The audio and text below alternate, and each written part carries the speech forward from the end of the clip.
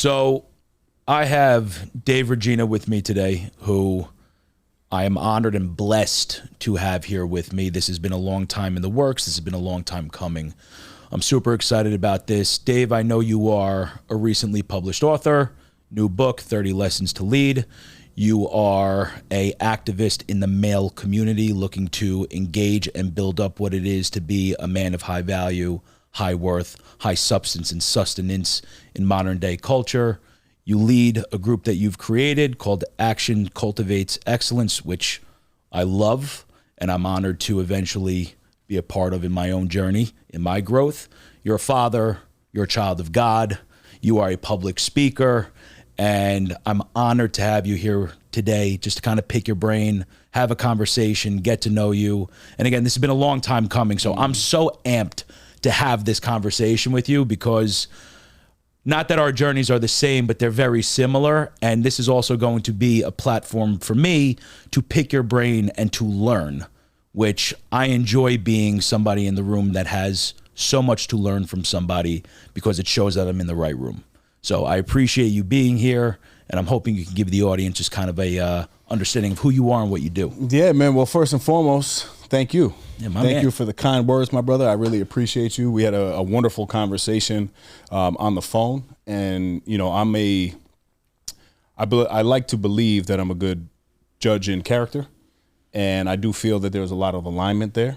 So I'm happy to be here, happy to support you, want to give you your flowers as well and everything that you're doing. I see what you're doing, and I like it.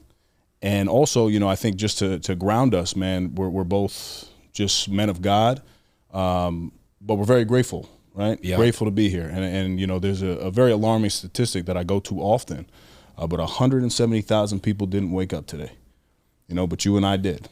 The person listening to this did. And that's pivotal, right? Because every single day is an opportunity. But with these opportunities, we have little micro choices that need to be made on a daily basis. So people see where I'm at now. However, I was not always this way. Right. So I want to be very clear on that. Yep. So what got you here? I mean, we all know that like pain transmutes to purpose eventually, right? Like usually the substance of pain is the antagonist for somebody to build that chink in their armor over time. So I'm sure for you to get to the position and the point that you're at in life, who you are, what you're offering other people does not come from being born with a silver spoon in your mouth by any means. So I'm looking to see exactly what got you in the position that you're in now and why you chose to be in this path of service. Yeah. Yeah, man. I mean, I think servant leadership is everything to me now, you know, and a life without service is very dead and very empty. But when I'm thinking of Action Cultivates Excellence, right, and I have to acknowledge my business partner, Sean Degnan, who's also one of my best friends in the world. It's the thing that we needed the most at a pivotal time in our lives, right? I could take you all the way back from, you know, growing up in Mount Vernon, New York. I moved 13 times before I hit college. There was a lot of adverse moments in the home. Still came from a very loving household, but mom was addicted to drugs and alcohol. Dad was a real hard worker, multiple jobs. And then by the time of, you know, I was probably 13 or 14, I was living with him full time. So there was that chaos in the household. But other than that, grew up pretty normal in a sense of very middle class family, a lot of outdoor activities, brother and sister. And, you know, around 16 years old was, I think, a real pivotal time in my life, because that's when I was diagnosed with Crohn's disease. Okay. And a lot of people see me now, and I'm 240 pounds. And back then I was 153 pounds. Right. So I was walking around high school, about 190 at that time, and I got sick, man. And, you know, my stomach would start to just hurt in class, and I didn't know what it was. And then I'd have to run out of class, and I'd go throw up. And then I'm going to the bathroom 5 times a day. And we're like, what is that? They put me on all these different tests and medications. Eventually do the colonoscopy to find out that I was riddled with Crohn's disease. For anyone who doesn't know what Crohn's disease is, if you can imagine, you have 28 or so feet of intestine, small intestine, large intestine, through your esophagus.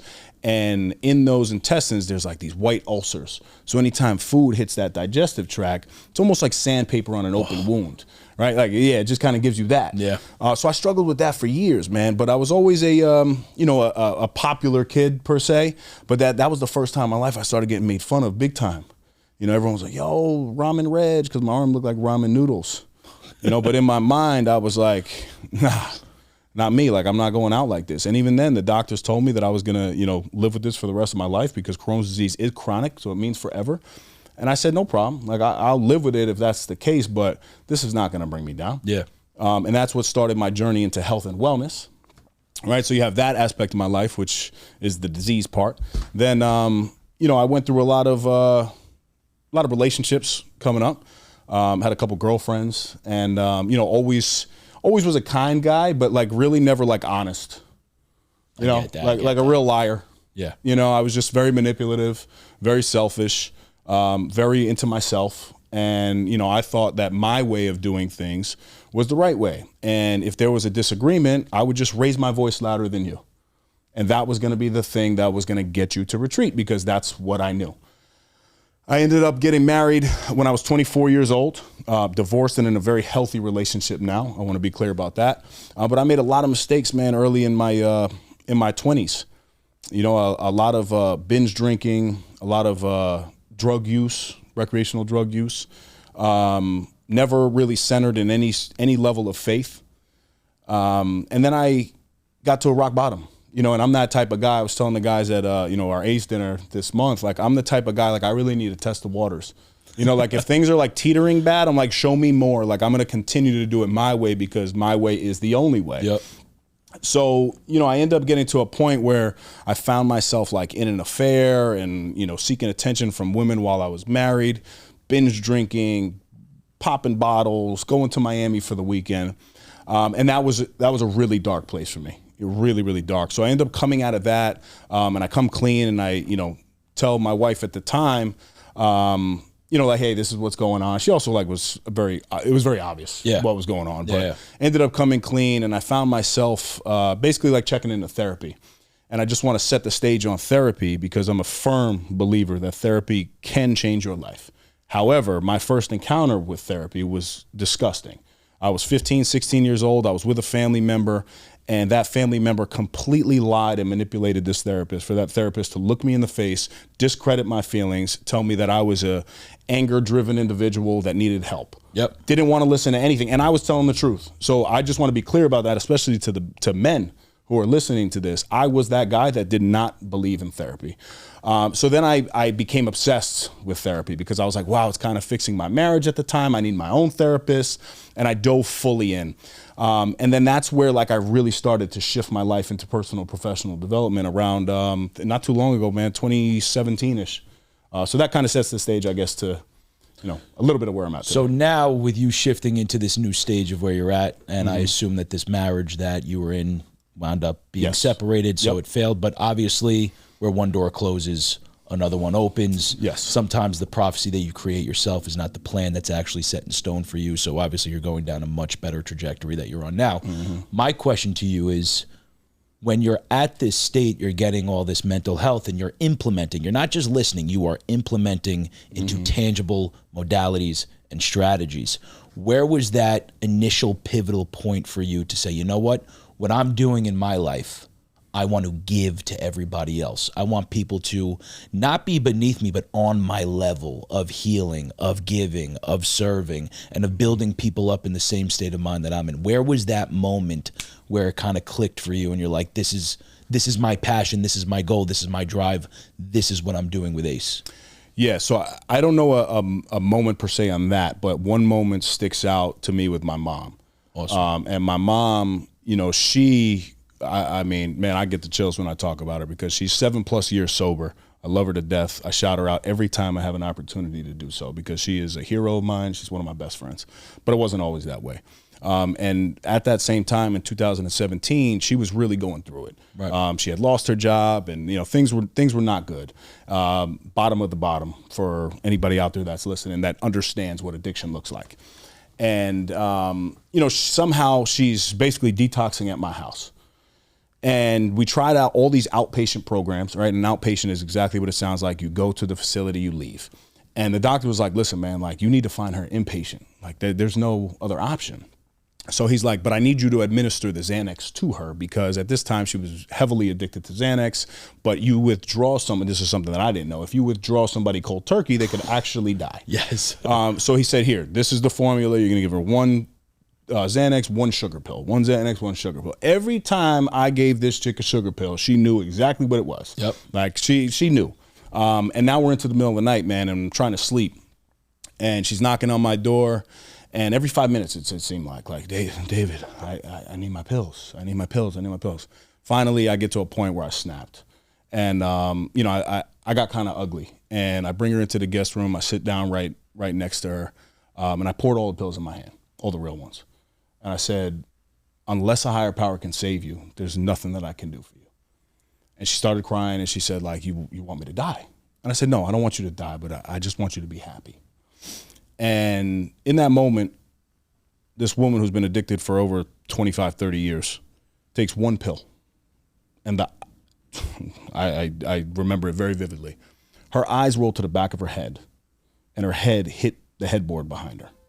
And I'm like, there's no way that like she just died. But I'm kind of like at this peaceful place. It's weird. Yep. And I get closer, and I'm like, wow, she's still breathing.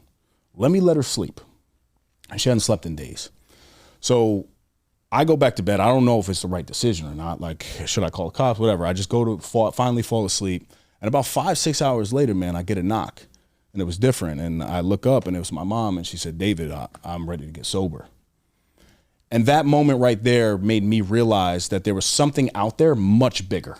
So I put her in this facility. Literally, when we put her down, above her is the Serenity Prayer. Me and my brother and sister were out there, we're crying, and it was a real emotional moment for us. 30 days later, she walks out sober, and today she's 7 years clean.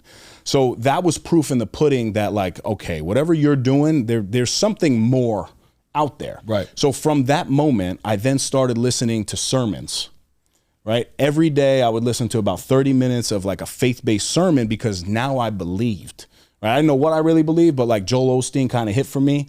And, I know he's a little bit corny, but he's that blend of like biblical stories and motivational speaking. So I started listening to that on top of abolishing my rap music. And I love rap music, but I started abolishing it because the money, the women, the drugs, all of that was becoming my life. So I said, let me start listening to things that are a little bit more positive, a little bit more influential. I started listening to Tony Robbins, Ed Mylett, E.T., the hip hop preacher, like all the guys that I like now look up to, and have even had a opportunity to connect with certain individuals on that level. They changed my life. So I started to slowly listen, and not only listen, like you said before, but starting to put in play these little things. Save $500 from this paycheck. Get up, hydrate yourself, say a little prayer in the morning. And I started to stack these things over the course of 3 years. And I completely shifted my entire life. Every single thing, from finances, my fitness, my relationships, everything got better. And I said, wow, I need to do that now. Because now that I've been able to do it, I am a leader of my life, and I do have this voice, but I can help people too. And that's what then started my podcast. And then that's how the life of service really began for me. So, and I apologize for not even shouting that at the beginning. You are in charge of No Snooze Podcast, right? And I understand that even the name in and of itself, it's when that alarm goes off, there's no snooze in that timer. You're up, you're at it, and it's the very second it goes off, you start your day, which is the epitome and the embodiment, in my opinion, of what you're looking for as disciplinary action. That's the first step that you give to yourself at the very beginning of the day as a tangible win that you're allowing yourself to feel to show that you have that disciplinary action, right? So in this podcast, is this where a lot of your following was built for the action Cultivates Excellence? Is this where your voice started to reach the masses and these men that were really looking to embody what it is that you are looking to give out and to teach? Yeah. And shout out to my partner in No Snooze, Claudio Valenzuela. He's been with me from day one. We started in the basement together, and we shifted all over the place, and we're 240 plus episodes in now. So yeah, I mean, we were doing some interviews, and I had a co-host at the time, Mike Pirelli, and we did about 150 or so episodes before we really had like real traction. And then I think it was like episode 156 that Yahoo like wrote a story on it. And then from there, it was like the floodgates kind of opened. Yep. But I want to be clear, and I think that's a lesson in just discipline and consistency itself, right? Like I showed up every single week for 3.5 years before anybody outside of New York, New Jersey, Connecticut, maybe Florida started to listen to this podcast. Right. So that's just a message for anybody out there that's chasing content and doing the thing. Like it's a grind for sure. But then, something started to shift, and I don't believe in coincidences. I believe in God. 100%. So the day that my co-host, Mike Pirelli, leaves the show, I substitute this individual that I met, Sean Degnan. Sean comes onto the show. We had some mutuals. I went to school with his older sister, Caitlin. I went to college with her. She was always talking to me about my brother. He's into personal and professional development. And in my head, I'm like, yeah, whatever. Like, we'll connect at some point. I end up at a networking event. And that same day, I had gone to the gym in the morning. And I see this guy. And I'm like, I kind of think I know him. So then I see Sean at the event. And I'm like, yo, I just saw you at this event. He's like, nah, man. At the gym. He's like, nah, I wasn't at the gym this morning, but my brother was. I said, show me a picture, man. And it was his brother. Okay. So I'm like, wow, okay. So I go to the event, and the alignment was crazy. Like he was just a great guy. We were talking about like business, we were talking about goals, and meanwhile everyone else is like drinking around us. So I said, yo, man, you got to come on the show. We got to do something. And that conversation was different because I've been this way for some years now. But, when you meet other guys that look like you, you're not really thinking of the vulnerable conversations. This guy jumps on the podcast. He starts talking about like, his depressive bouts in life, how he's battled anxiety, and just some real pivotal moments to where like he's been able to now find the formula. And the formula was very similar. So by the end of that episode, we were like, yo, man, we got to do something, dude. Like, we got to figure this out. And that's where Action Cultivates Excellence started, and we started with a 3-day transformative event, which is something that I also want to be clear about. Now, I guess I could talk about this. We kind of just took a cell phone out and just hit record. And we went to this massive property, 190 acres down in New Paltz. We had nothing, Ian. When I tell you nothing, but we got on that phone and we said, listen, we got a 3-day transformational experience that's coming to you. We got elite speakers, we got cold plunging, we got outdoor workouts, we got this, we got that, all meals included. We had nothing. But it's just a testament to what we truly believed the mission of ACE was going to be. And now, not only was that event, everything that it was said on the camera, it now 10x'd. And now we'll be doing our third one, which you'll be attending as well. I'm so excited. And it's been a game changer, man. 35 plus events in the past, year and a half, and we're just rocking. I want to talk to you about faith for a second, because I think what you did, not that you alluded to it, but obviously the plan that we create for ourselves is never going to match up with the prophecy that he has for us, right? And I think what you did was you didn't manifest what you were talking about. And this is just my own opinion of manifestation. I think that this is all something that innately and ingrained already belonged to a version of yourself that you had to become in order to call in what his plan was for you. So in doing so, do you feel that when you had that event and it met the standards of everything that you projected and put out into this world, because there is no such thing as coincidence. It doesn't exist. There's no such thing as luck either. And again, for those that are listening, that's my own perception. That's my own perspective on life. I do believe that we are blessed and given the unique talents, the gifts, and the choices to create or cultivate a life for ourselves that will align with the highest version of who we can become and be, that is destined and already belongs to us. So what I think happened is you put that out into the universe. God had responded and said, here you go. You've already matched that frequency now, right? Is that the trajectory that aligned you to be now in this faithfulness of where you got recently baptized? God bless, by the way. Thank you, my Love brother. that for you, Thank bro. you. Thank Love you. that for you. Thank you. Where you recently got baptized, and was that the pivotal moment in your life where you're like, you know what? I'm going to fully lean into this, into God, into Christ, into whatever this higher something might be. Again, I'm struggling with like a specific moment. Yep. But somebody that has always been speaking a blessing over me is my barber. Interesting. Erwin Gilliam. I mean, this man, when I first walked into his barbershop, and it's a black barbershop, by the way, And I say that because it's not your typical like barbershop, right? Like you look in, and I've only gotten cut by black guys my entire life. I grew up in Mount Vernon, New York. Like I'm a little iffy almost. I don't care how racist it sounds. Iffy of anyone else cutting my hair because I've only been cut by black guys. He does a fire That's beard. what I'm saying. Fire beard, by the way. And listen, I'm a couple days removed from him. Don't matter. But It's still clean, I sat dude. down in this man's chair for the very first time, and he said, "Oh my God." And I said, "What?" Like I'm walking in on like some tough guy stuff.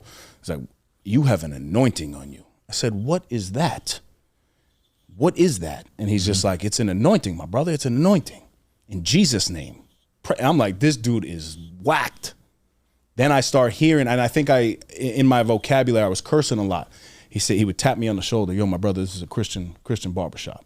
Christian barbershop." I'm like, "Yo, cut my hair and get me out of here, dude. Like, where am I right now?" So the cut was so fire, though, I had to keep going back. And everybody, although that was the atmosphere of the barbershop, everybody was accepted. But now I just like kind of stopped cursing in the barbershop, like, little things. But that was over 12 years ago. Yeah, man. So he was the very first one that kind of put this Planted that seed, dude. And then every hour that we would spend together every week, he would kind of just start talking about like the Bible.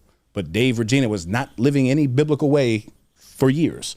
And this is the other thing about faith too that I think is so beautiful. Even when I had that epiphany of a moment with my mother, I still continued to drink. I still continued to make bad decisions. I still continued to do all the things. But I started to feel that something was there. I believed.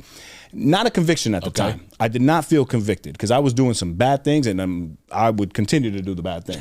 So conviction was not the word. Got it. But I started to feel some level of something. And then the path got clearer and clearer to me.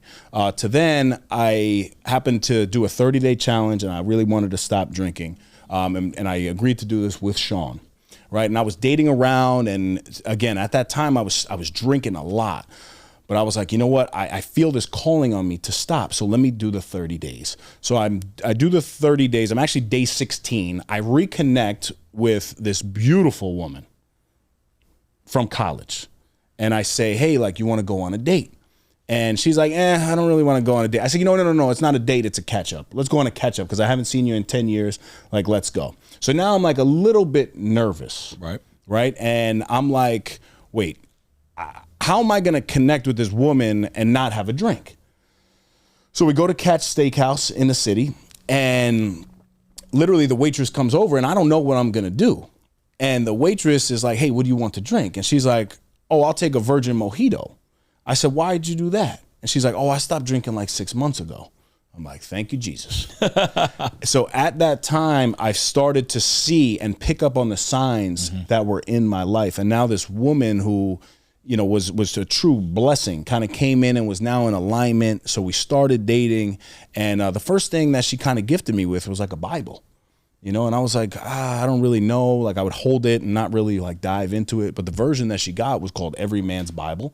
And it's specific to men and the adversities that they face. Right. And it talks a lot about like the bad decisions that we make. There's a lot of like, adultery in there, and how to deal with mistakes and how to deal with drinking and drugs and just not living life the right way. And that's the kind of Bible that I needed. So I just started to really pick it up, and then together we've been dating now, and I'm very excited for our future. But we got baptized together, so the walk kind of just came together through a bunch of those moments. So do you give her kind of that credit of putting that path, illuminating that path and opening up that doorway? Absolutely. And I think a lot of people miss this part. Like, although God is right there at the center, right? Like, I do believe in community, 100%. And like my mom was a driving force for me to get closer to God, because God didn't come into my life and use me in that moment. He used my mom.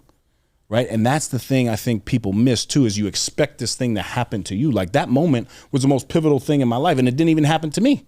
It happened to my mom. He did it to her. Yep. So he used her to get to me. Yep. Right. And then he drops this little angel, Catherine, of mine, like right here for me.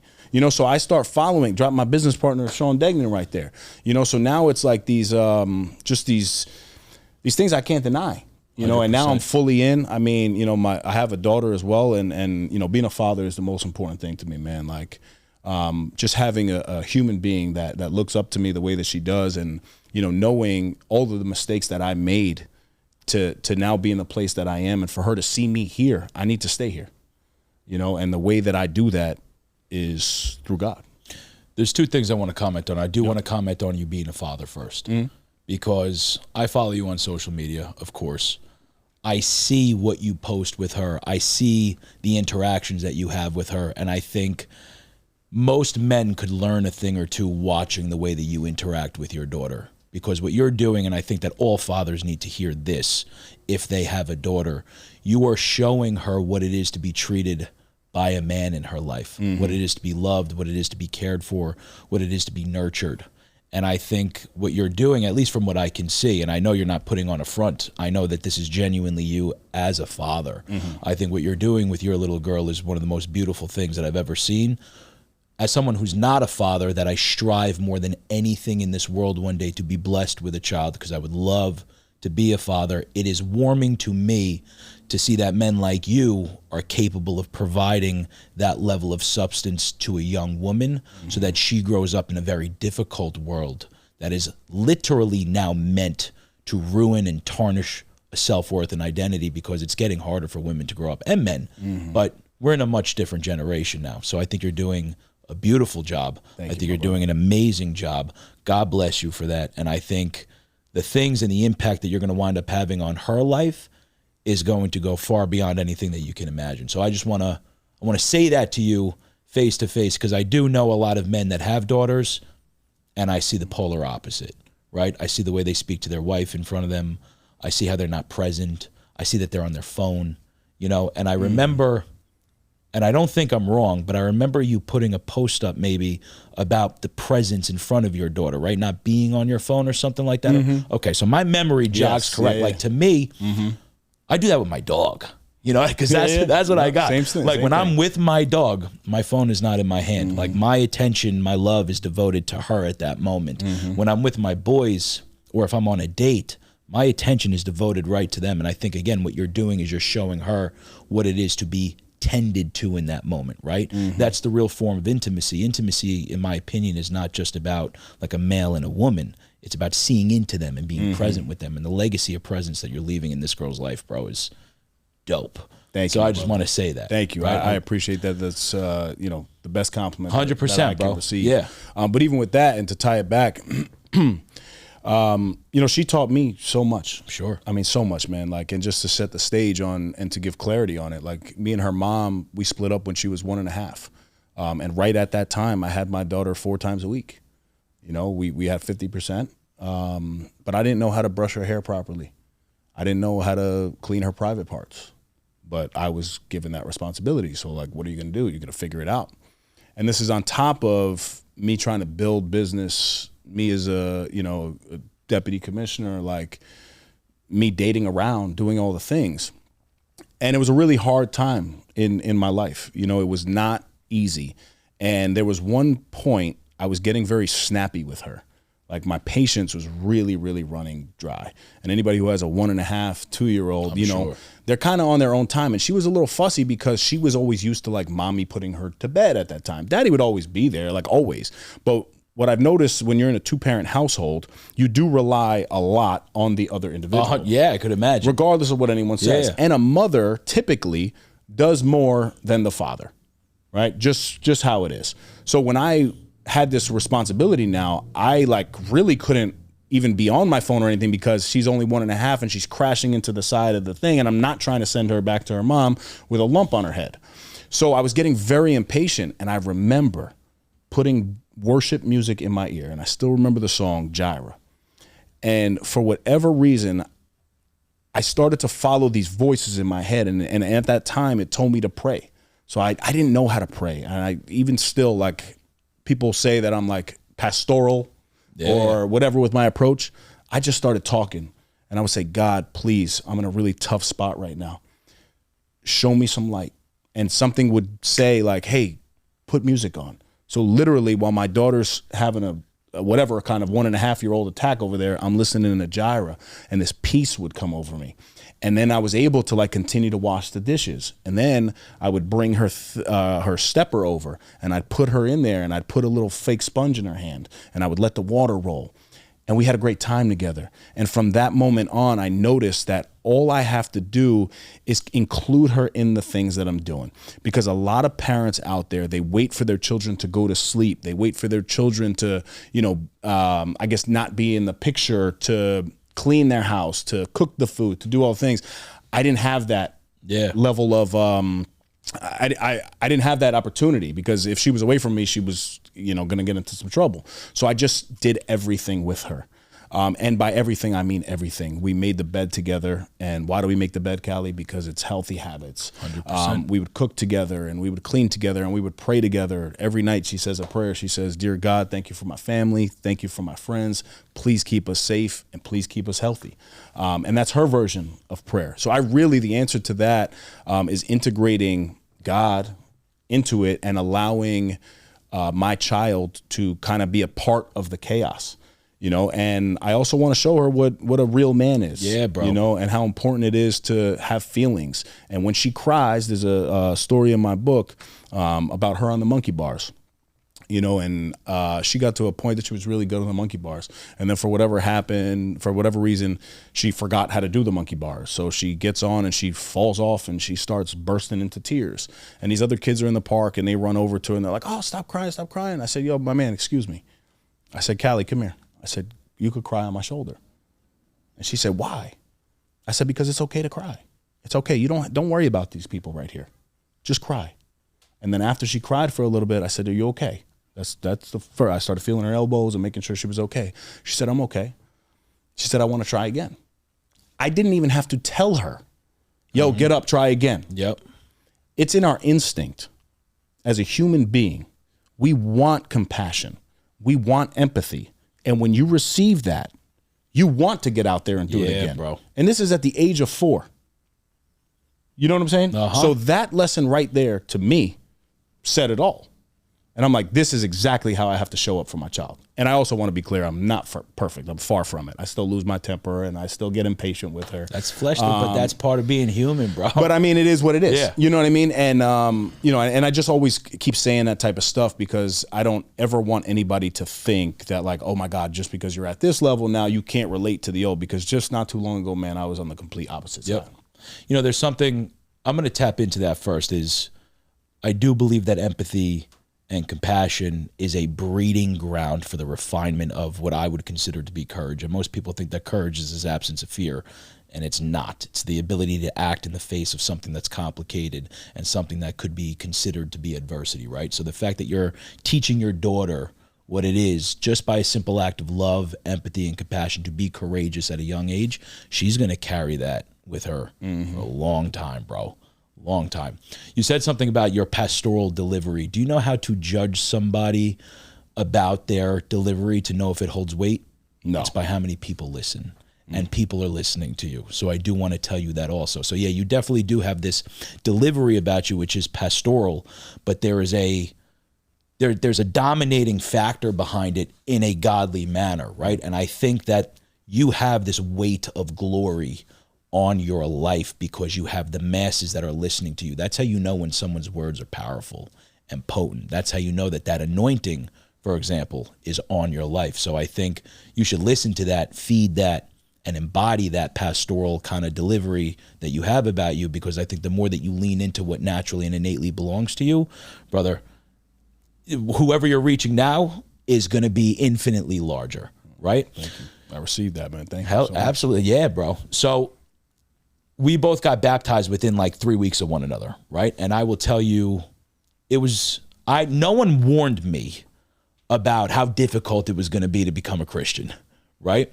I used the word conviction to you before. My question to you is, what are the difficulties that you feel like you're facing? Because waking up every day and having to break my flesh and carry my cross willingly over and over, and to feel this conviction, to change my music taste. The first time we spoke on the phone, you noticed I didn't curse. You called me out on it right away. And that's something that I had to work on. even engaging with women the same way has been difficult because I'm so acclimated to a certain way for the last 33 years of my life. That had to change. And having this feeling in my stomach when I know I'm doing something wrong, or I know I'm not reflecting Christ, and I know I'm reflecting more of the world around me and getting gut punched, has been the most difficult process of this entire thing. So what do you think, in your opinion, now that you have been baptized and you have been walking this path and this faith, what have you felt has been unknowingly difficult for you? Yeah, I got baptized April 27th, 2025. I still remember it was a beautiful experience. You're very deep, my brother. You are. I'm talking to you, and I'm listening to your words, and I'm seeing you, and you think about things definitely differently than I do, which I love, and I appreciate your thought process. I wouldn't say that I wake up every day and feel challenged or it's hard to be a Christian. My walk is my walk. 100%. Your walk is your walk. Yeah. The person listening is their walk. I know that I'm very imperfect, and I know that a lot of things that we do on a daily basis is very sinful, i.e., lust, whether you're intentionally lusting or you're just scrolling through Instagram, the fact that you're for seeing, a second, yeah, you know what I mean? Like it is what it is. I think, premarital sex is another thing, right? So like if I get caught up in all of that, yeah, I don't know if I would really be able to function to my best ability. Yeah. What I try to avoid now are the big mistakes, right? Like I know for me that alcohol is not an option right now because I've identified a lot of anxiety, a lot of anger that are triggers from my drinking. So that's one thing. Me with my mouth, I curse, sporadically, definitely less than I did before. But also like, part of scripture is the only person that can judge the heart is God. 100%. And I know that my heart is in the right place right now. It is. But just because my heart is in the right place, it doesn't mean that I'm even close to perfect. Well, the only one who is perfect already died, dude. Of course. And even that, like, I think it's in the book of Mark, it talks about servant leadership, right? And how even Jesus himself was not sent here to be served. It was to be of service. Correct. So I am doing the things that I can apply and take from the Bible and put into my own life. Yeah. And when I do that, my life is better.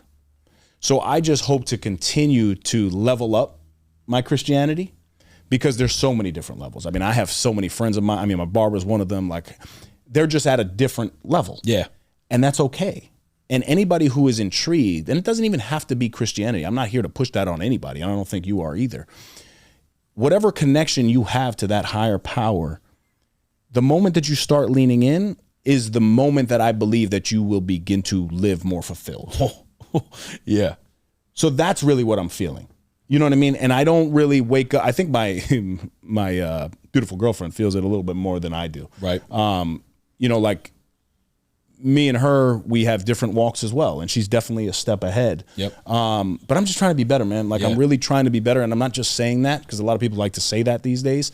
But the way that I get better is by reading the word and applying the knowledge in 2025. Yep. Because I think a lot of Christians also get caught up in, like, yes, you want to read the book. And I'm a firm believer of the book. But also the book was, i.e., many, many, many, many years ago, that it's not always applicable to today. Correct. Now you have to find your own interpretation that works for you and apply the knowledge and the wisdom from that and from that time period to now. I will say I was an atheist for a long time. What? Yeah. Then I was heavy into my beliefs of Norse pagan. I don't even know who that is. It's Is like that a person or a place? it would be like what the Vikings used to believe in. So it's Odin and Thor, and it's more archetypical natures of tons of gods. And my whole back, my piece on my back, I was telling your boy, is just all Norse pagan, right? So, and then I converted to Christianity. The reason why I'm saying that is, you made a comment, and I don't want to quote it exactly, just about kind of leaning into that faith a little bit and this belief and this knowing, this conversion that I made, because going from believing in nothing to believing in only pain and pleasure, and then to believing that everything of good, bad, ugly, evil, agony, ecstasy all serves equal value in life, and that there's a higher reason why you experience everything, was part of the reason what made that conversion so easy. So you said something about like leaning into that faith, knowing that it has value and substance. And to me, you know, not that we're pushing anything on anybody, but that's definitely what that higher power definitely feels like to an extent. I want to go back into allowing your daughter to cry for a second, because that didn't leave my brain. And it's not necessarily about your daughter right now, but I think that that's something that I'd love to tap in with you about men. Let's do it. Because I see a generation, and a lot of my business that I deal with a lot of young men in and out of juvie centers, a lot of troubled youth, right? A lot of youth that were in gang violence, gang activity, or kids that grew up in broken households.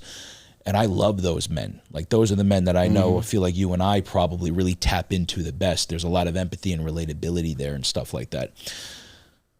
What do you say to men who are being told, pull yourself up by your bootstraps, don't show the emotion, it's weak to cry, it's weak to show this, it's weak to do this, it's not manly, to where it's diminishing their own value, their own worth as a man in today's culture? And do you think that this new age alpha porn that we deal with, which, you know, what is that? So like alpha porn is like my own little catchphrase. I never heard that. Right. Okay. So it's like my own little catchphrase that I made, where it's like that overbearing, it's almost like Goggins, but to an extreme. Gotcha. And it's like, if you don't do this, you're a loser, and blah, blah, blah, blah.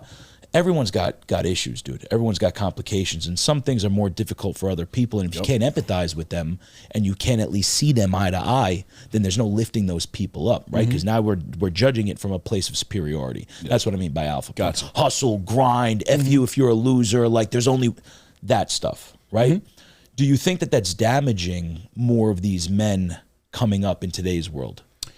I think yes and no. Okay. Right? I think the formula for ACE is our tagline, right? Which is bridging the gap between masculinity and vulnerability. Love it. I love David Goggins. But also I think it's up for interpretation, because I do think that David Goggins is vulnerable to an extent. Yeah.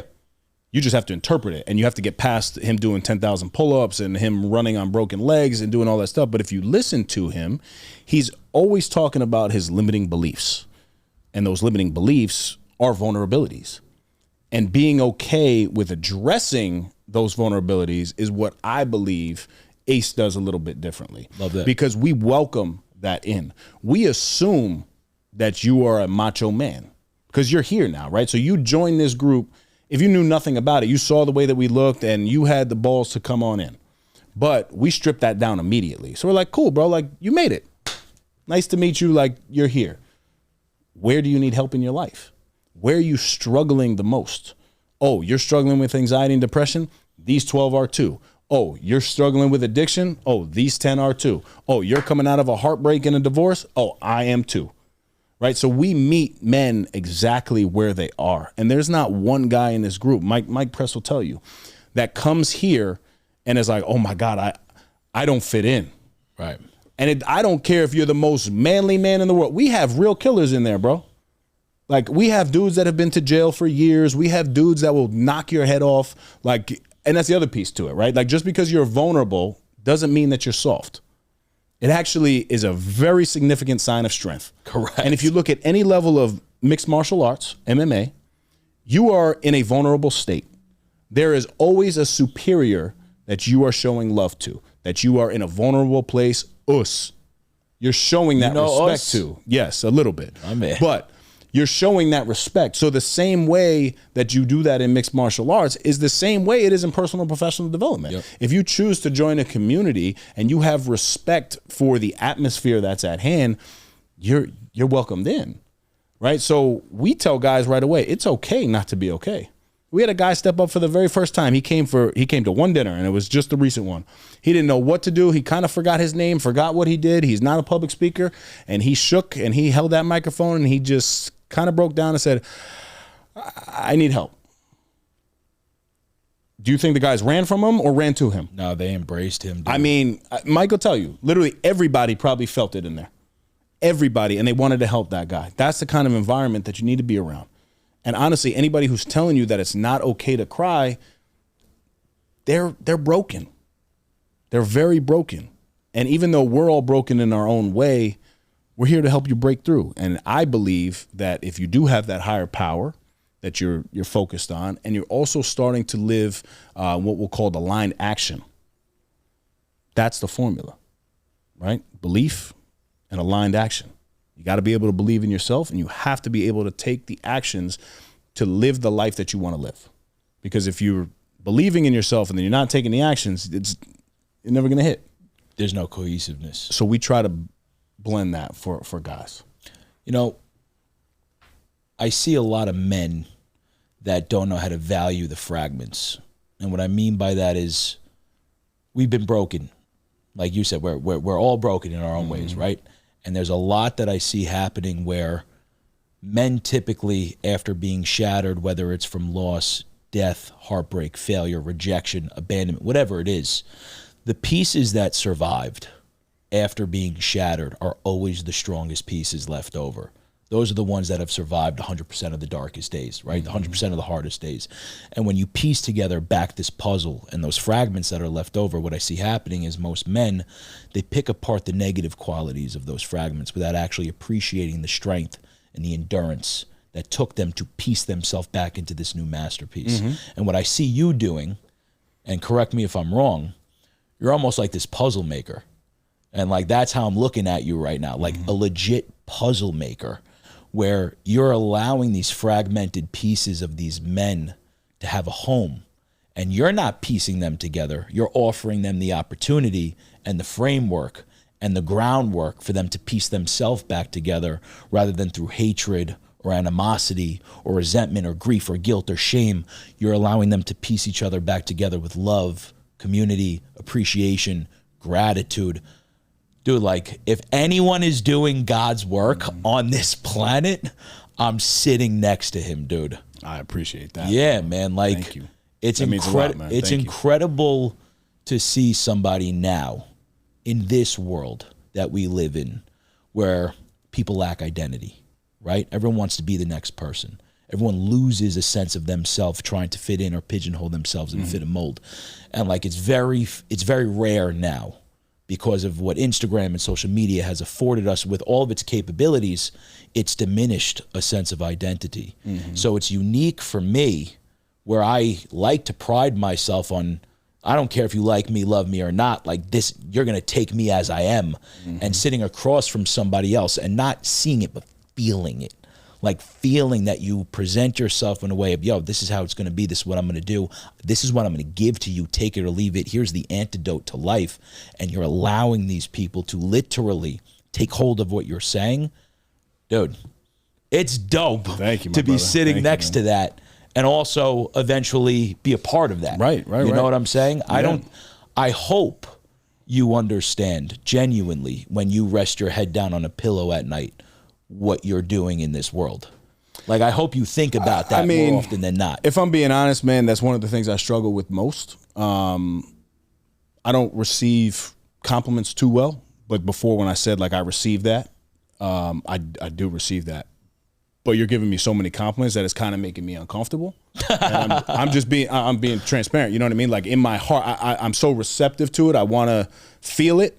But me, I'm so, this is again, one of the challenges in my current atmosphere now, is really sitting back on that. And my people in my direct corner, you know, Sean, Joe K, Nick Menente, Mike Press, like these guys, my girl, they constantly tell me like, yo, you gotta, like, you're doing a lot, man. Zoom out, bro. But it's something that I am really working on. Yeah. And still absolutely don't have figured out. But also, you said something important with the broken pieces.